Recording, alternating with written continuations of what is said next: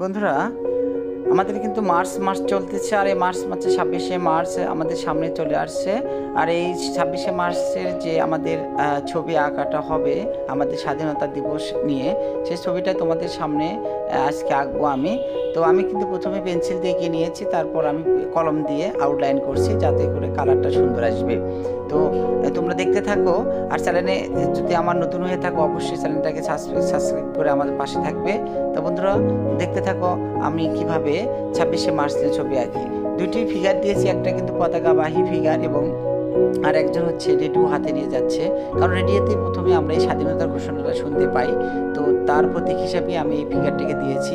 দূরের যে স্মৃতিসৌধ দেখতে পাচ্ছ, এটা হচ্ছে আমাদের যে বিজয়ের প্রতীক, আমাদের স্বাধীনতা অর্জন করার যে বিজয়, সেই বিজয় উপলক্ষে সেই প্রতীকটাই আমি স্মৃতিসৌধটা থেকে দিয়েছি। তো বন্ধুরা দেখতে থাকো। আর পরবর্তী ভিডিওতে আমি পুরোটা কালার করার ভিডিও তোমাদের সামনে দেব, তোমরা অবশ্যই এটা দেখলে বুঝতে পারবা। Thank you.